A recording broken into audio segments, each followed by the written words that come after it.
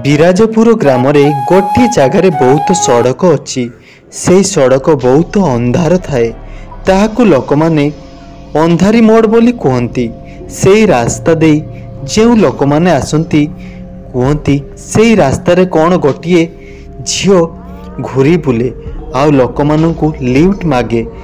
କିଛି ଲୋକ ମରିସାରିଲେଣି, ତେଣୁ ଲୋକମାନେ ସେହି ରାସ୍ତା ଦେଇ ରାତିରେ ଯାଆନ୍ତି ନାହିଁ। ଦିନେ ଋଷି ସେହି ରାସ୍ତାରେ ଗାଡ଼ି ନେଇ ଆସୁଥିଲା।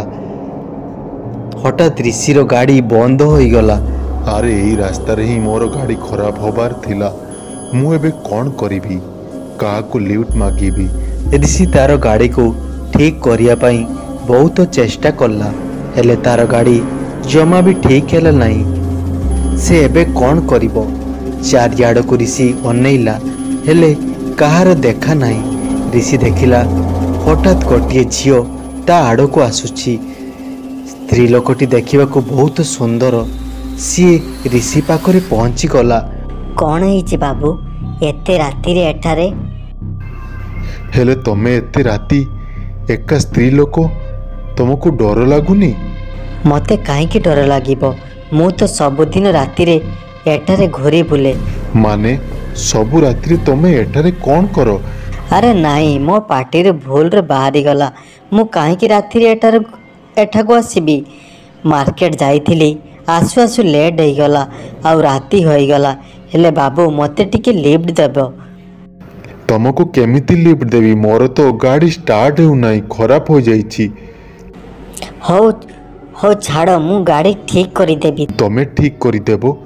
ଆରେ ମୁଁ ଯେତେବେଳେ ବଞ୍ଚିଥିଲି ମୋ ବାପାଙ୍କର ଗୋଟିଏ ଗ୍ୟାରେଜ ଥିଲା। ମୁଁ ତାଙ୍କ ଗ୍ୟାରେଜରେ କାମ କରୁଥିଲି। ମାନେ ତମେ ଯେତେବେଳେ ବଞ୍ଚିଥିଲ? ଏହି କଥା ଭାବି ଋଷି ବହୁତ ଡରିଗଲା। ସେ ମନେ ମନେ ଭାବିଲା, ଏଇ ସ୍ତ୍ରୀ ଲୋକଟା କ'ଣ ଭୂତ? କ'ଣ କିଛି ଭାବୁଛ ବାବୁ? ଆରେ ମଜାକରେ ମୁଁ କହୁଥିଲି, ମୁଁ ମରିବି କାହିଁକି? ଆରେ ସେଇଟା ତ ସତ, ମଣିଷ ମରିଗଲେ ଭୂତ ହୋଇଥାନ୍ତି। ହେଲେ ତମେ ମଣିଷ ନା? ହଉ ଛାଡ଼, ମୁଁ ତମ ଗାଡ଼ି ଠିକ୍ କରିଦେଉଛି। ତାପରେ ସୀତା ଗାଡ଼ିରେ ହାତ ଲଗେଇ ଦେବାରୁ ଗାଡ଼ି ଷ୍ଟାର୍ଟ ହୋଇଗଲା। ଋଷି ଏହା ଦେଖି ଆଶ୍ଚର୍ଯ୍ୟ ହୋଇଗଲା, କିନ୍ତୁ ଋଷି ଜାଣିପାରୁନଥିଲା ଯେ ସୀତା ଗୋଟିଏ ଭୂତ ବୋଲି। ତାପରେ ଋଷି ଗାଡ଼ିକୁ ଯାଇ ତାର ଗାଡ଼ି ଷ୍ଟାର୍ଟ କଲା। ହଠାତ୍ ସୀତା ତା ଆଗକୁ ଆସିଗଲା। ଆରେ ମୋତେ ଲିଫ୍ଟ ଦେବ ନାହିଁ? ଆରେ ତମକୁ ମନେ ମନେ ତମକୁ ଖୋଜୁଛି, ତମେ ତ କୁଆଡ଼େ ପଳେଇଗଲ, ତମର ଦେଖା ମିଳିଲା ନାହିଁ। ତାପରେ ସୀତା ଋଷି ଗାଡ଼ିରେ ବସିଗଲା। ଦେଖ, ତମେ ତମ ଘର କେଉଁଠାରେ ବତେଇ ଦିଅ, ମୁଁ ତମ ଘର ପାଖରେ ଛାଡ଼ିଦେବି।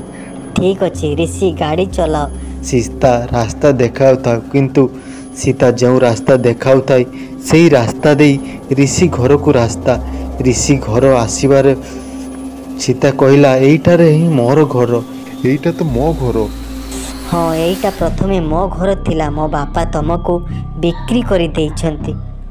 ମୁଁ ଏଇ ଘରେ ସବୁଦିନ ରୁହେ ଆଉ ତମକୁ ମନେ ମନେ ଭଲ ପାଏ। ସୀତା ହଠାତ୍ ଭୂତ ଅବସ୍ଥାକୁ ଆସିଗଲା। ସୀତାକୁ ଦେଖି ଋଷି ପୁରା ଡରିଗଲା। ମୁଁ ତମକୁ ବହୁତ ଭଲ ପାଏ, ମାନେ ତମ ଶରୀର ଭିତରେ ମୁଁ ରହିବି। ଏହା କହି ସୀତା ଭୂତ ଋଷି ଶରୀର ଭିତରେ ପଶିଗଲା। ବନ୍ଧୁଗଣ, ତାପରେ କ'ଣ ହେବ ନେକ୍ସଟ ଏପିସୋଡ଼ରେ ଆପଣମାନେ ଦେଖିପାରିବେ। ଭିଡ଼ିଓଟି ଯଦି ଆପଣଙ୍କୁ ଭଲ ଲାଗିଥାଏ ଭିଡ଼ିଓଟିକୁ ଲାଇକ୍ ଏବଂ ଚ୍ୟାନେଲକୁ ସବସ୍କ୍ରାଇବ୍ କରନ୍ତୁ।